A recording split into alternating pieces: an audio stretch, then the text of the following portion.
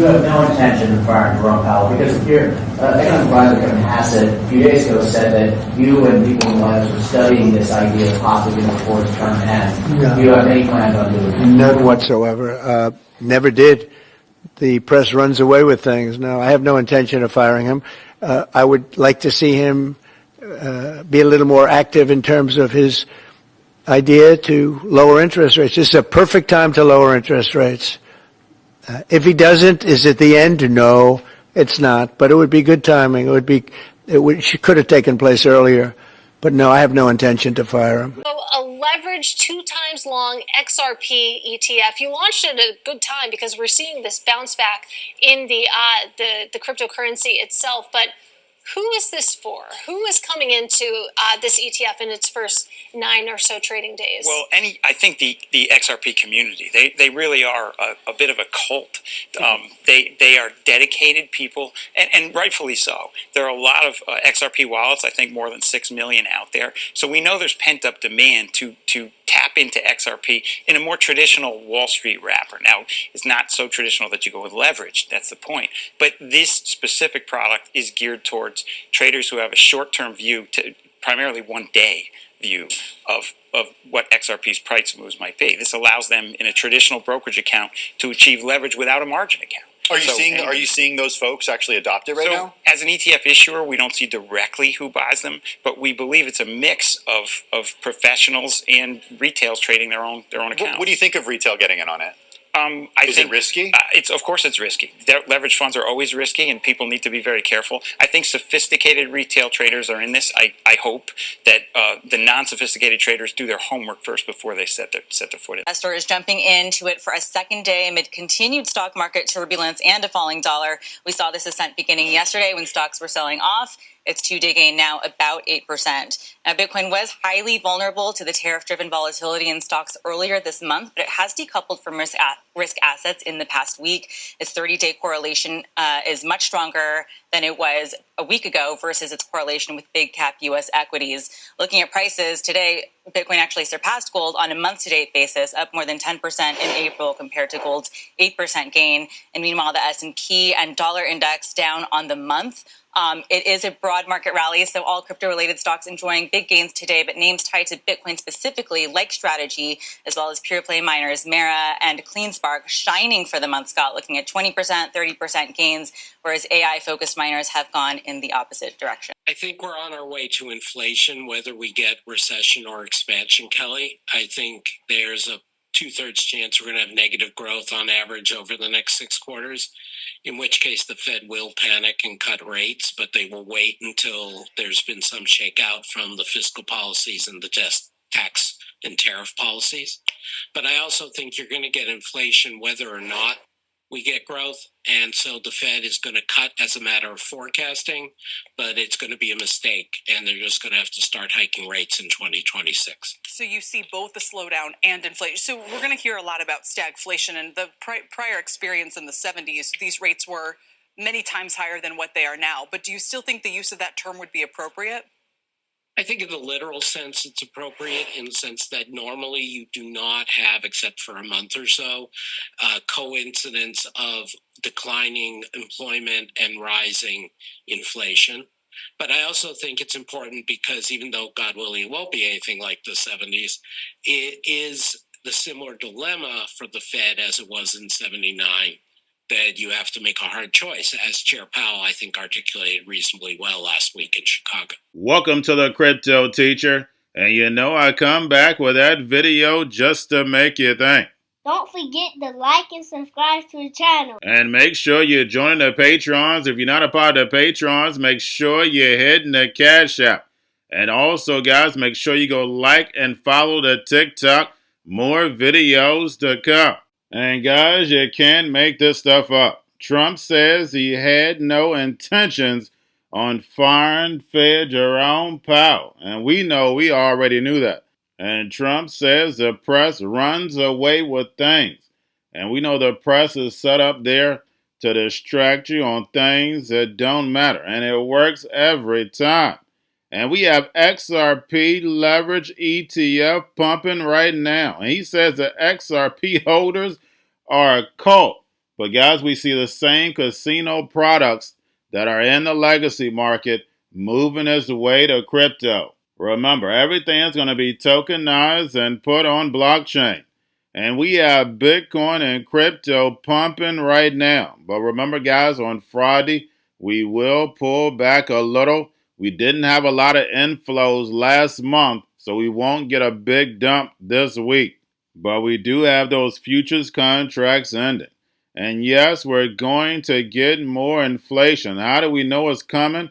Because the IMF slashes the GDP growth. That lets you know right there. If the IMF is telling you your economy is about to slow down, it's about to slow down. But unfortunately, guys, we know the sheep, if you ask them what the IMF stood for, they wouldn't even be able to tell you. Why? Because they stay distracted on things that don't matter. And we don't teach finances in school for a reason. And we had Scott Bessent trying to change it because he knows the United States world reserve currency is about to end. The United States will no longer be a consumer nation. And that's the reason why they keep talking about manufacturing. Guys, you have to get back creating. So that means you got to get back to the creator. And remember, the crypto teacher told you. And we have big money. And I'm talking about big money, trillions and trillions of dollars that's leaving the United States and going overseas, the emerging markets in the Middle East. Why is that, guys? Because in the emerging markets, the Middle East, that's where the fourth industrial revolution rises. We know in the Middle East, they are already in the metaverse already. And we know the emerging markets are leading the digital asset space. All these big crypto projects are overseas. And you don't hear anything from Trump telling them to leave overseas and come back to the United States. Because this is a plan. It moves in phases. Trump's job is to land us in this fourth industrial revolution. He has to devalue the dollar in order to get us on a level playing field. And that means getting rid of a lot of debt. And that means a whole lot of layoffs. But we know it's problem, reaction, solution. And they have the solution where everybody's getting laid off. They have the machines to replace humanity. And now machines have money. So they can run this economy without a human involved. And remember, the crypto teacher told you. Because he knows. When it comes to the NWO, it's all planned out. You have a wonderful day. Is one, our non-U.S. portfolio. I mean, you look at our GA today, more than 50% of our portfolio is outside the United States, and those companies continue to perform well. And I think the strength of our global investment strategy will really come through in this more difficult environment, macroeconomic environment. Yeah, and you all were certainly investing abroad when most U.S. GPs were strictly focused on the U.S. I'm curious, though, how this dynamic changes. I mean, there's so much talk about, the end of American exceptionalism, of U.S. exceptionalism. Does this kind of change the amount of capital you want to deploy in the U.S. vis-a-vis external? Well, I think it's really more about the opportunity set. I think the U.S. is going to continue to be a center for innovation and entrepreneurship for years to come in areas like technology and healthcare. We're not backing off that at all. But I will say that outside the U.S., that in U.S. markets have traded at a substantial discount to the U.S. equity market, and with the dollar headwind, a strong dollar over the last decade, it's been harder to invest outside the United States. I think those trends are. I think we'll see a compression of market valuations in markets outside the U.S. and the U.S. market, and we'll also, I think, we might be seeing a reversal of the peak dollar that we've had for the last decade. So both of those things, I think, will be tailwinds for investing outside the U.S. Interesting. What about China? Because obviously there's, as tensions kind of ratchet up, you are a big investor in ByteDance. And of course, as our viewers know, right before Liberation Day, reports showed that there was essentially a deal on the table. And then ultimately, when the extensive tariffs got announced, that deal was rejected by Beijing, and now it's kind of in limbo for the time being. How hopeful are you that a deal ultimately happens? And is it predicated on the U.S. and China resolving its trade differences? Or do you think a deal can go forward even as we see these trade war tariffs continue? Well, I remain very hopeful that we'll be able to resolve our issues with TikTok operating in the U.S. and continue to operate here, and I remain optimistic. But back to your earlier point about investing globally, we've been investing in China and other emerging markets really going back to the year 2000. So we've got a long history of experience of investing in countries like India, Brazil, Middle East, and also China. And what's attracted us to those places is the innovation and I think even in China today, while there may be more complex geopolitical environment, there's still very strong innovation and still very strong entrepreneurship. And while the level of risk is higher, we still see opportunity. But I think right now the opportunities in India, in Brazil, Mexico, and some of the entrepreneurship we're starting to see happen in the Middle East are very, very exciting to us. And we've been adding significantly to our non-U.S. portfolio. What's happening in the markets right now? It's been a pretty confusing time. You're seeing all these weird things happening with equities dropping, bond yields going up, the dollar dropping pretty steadily, gold prices at all-time highs, and it's making people wonder what this all means. Is this a crisis of confidence in our markets right now? What do you read as to what we're seeing? Well, first of all, thank you for having me. It's good to be with you. Thank you for joining us. Absolutely, it's good to be with you in Houston. We're in a very different macro environment than we were in just a few months ago. I think the last time I was on the show and the last time I spoke to you guys was in Davos, and certainly we could all talk about kind of the aura of how people felt in Davos, but it was very, very different. You were coming into the inauguration. There was a lot of optimism around a lower regulatory environment and changes. And so now we're a few months into the administration, and instead of policy becoming more certain, we actually have a greater sense of uncertainty broadly, and it's having a big impact on asset prices and markets. And so the trade policy and the discussions about trade policy certainly have changed the level of uncertainty in markets. Markets are looking to reprice the value of things based on the uncertainty they have around what these policies will ultimately look like and how they will ultimately be implemented. And that is therefore causing shifts in fund flows on a very significant basis. And I think one of the things that's different about what we're seeing right now is normally when asset prices, when equities reprice, it's not surprising when you go into a more uncertain environment that equities reprice. But generally when they do, people buy US Treasuries.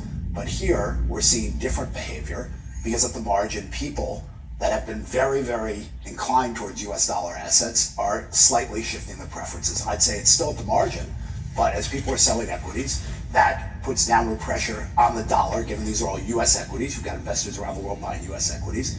And as they de-risk to some degree, that's putting pressure on the dollar. And that obviously has an impact on treasuries. So the level of uncertainty is high. We're going to a different economy, and we're going to be learning more about that as we go. But clearly, we're learning that things can be done from remote locations. We're learning that technology can replace people even more than we thought. We're not going back to the same economy. We're recovering, but to a different economy, and it'll be one that is more leveraged to technology. And I worry that that is going to make it even more difficult than it was for many workers. In Silicon Valley, and my friends who work in technology know that what we did to the manufacturing workers, we are now going to do to the retail workers, the call center workers, the fast food workers, the truck drivers, and then even bookkeepers, accountants, insurance agents, lawyers, and on through the economy. So what happened to the manufacturing workers is a very clear sign. And so we'll import Chinese-based CBDC technology. So it's going to be CBDC in a box provided to you by the People's Bank of China. But every stock, every bond, every currency, every commodity, every piece of art, every private business, every piece of real estate will eventually be a token on a blockchain, an entry on a ledger, permanent and immutable. We will have truth instead of trust, and we will save over $7 trillion a year. 6 to 8% of global GDP is wasted by the friction of the trust industry that's necessary when you have dual entry accounting. With triple entry accounting, which is what a blockchain is, we get rid of all of that friction. It's a beautiful future. Like what you see in China and their social credit scoring systems, right? If we get identity wrong, it could be a tool to enslave humanity. And if we get it right, it could be a tool to liberate humanity. And as an American, I'm obviously rooting for the one that's on the side of freedom. Bitcoin is an international asset. And also, I do believe the role of crypto is it's digitizing gold. I actually believe this technology is going to be very important. Look at it. We have been part of a huge revolution in investing through ETFs. We believe that ETFs will be changing the whole way we invest. Many people still use it as a means, people are investing it for indexing. No, the majority of people who are putting money in in ETFs are active investors that are buying exposure. The entire bond market is being transformed as we talk right now. I believe the next generation for markets, the next generation for securities will be tokenization of securities. And if we could have that distributed ledger that we know every beneficial owner, every beneficial seller, we all have our code of who's buying, who's selling, instantaneous settlement. And think about it, it changes the whole ecosystem. Chinese bank ICBC has been hit by a ransomware attack, and the U.S. Treasury market, as a result of that, has been disrupted. This, according to the Financial Times. We're getting it more right now with Bloomberg's Shonali Bassick. Shonali, what do we know? Listen, we have the Financial Times now reporting that ICBC, one of China's largest banks here, was hit with a ransomware attack. And remember, they're a very significant intermediary in the Treasury market. The SIFMA has told its members that this has been part of the reason here that the system is kind of clogged up, if you will, during that auction that we saw a little bit before.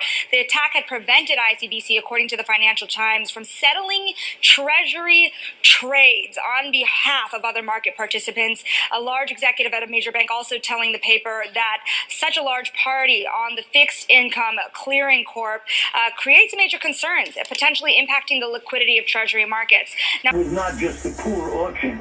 It was absolutely lousy, and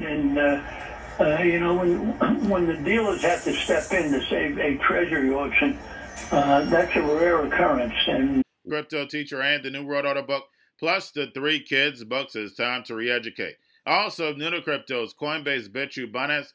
Do not forget book links and crypto links are in the description. The stock channel, guys. Don't forget to go like, subscribe, spread everywhere. You have your Kobo, your chip stocks, your banking, your gaming. While everybody's sitting at home, get on stocks, the Seaver, the biotech stocks. And while everybody's at home wishing, they were still getting that free money. What are they doing? Drinking and smoking weed. Don't forget about those stocks, and you have a wonderful day. The most powerful person in the world is the storyteller. The storyteller sets the vision, values, and agenda of an entire generation to come. Steve Jobs. And guys, you know I truly believe in this. When you look at the New World Order, they're the storytellers. And that's the reason why I wrote my New World Order book. But guys, now it's time to change the current generation. And I wrote 3 kids books. You know I love the Trinity because I understand the power that's in it.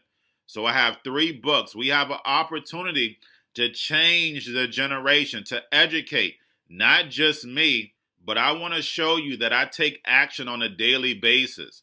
And I want you to take action on a daily basis. Whether it's your job, whether it's in your community, we have an opportunity right now to educate the masses. I posted this on my Twitter account. Please share, but this is a short clip of the 3 books. There's going to be a clothing line and action figures. Please get these books for your kids, nephews, cousins, friends, so therefore we can start the re-education now. Because as we see, the 4th Industrial Revolution foundation is definitely here. Robots, algorithms, drones, taking humanity out the picture. We have to re-educate. But let's get into the video. Part 1. King Joshua and Grandma Tam save the village. Part 2. King Joshua and Grandma Tam save New York from COVID-33. Part 3. King Joshua and Grandma Tam goes to China. It's mandatory to get part 1, part 2, and part 3 of this series. It's time to re-educate Generation Z.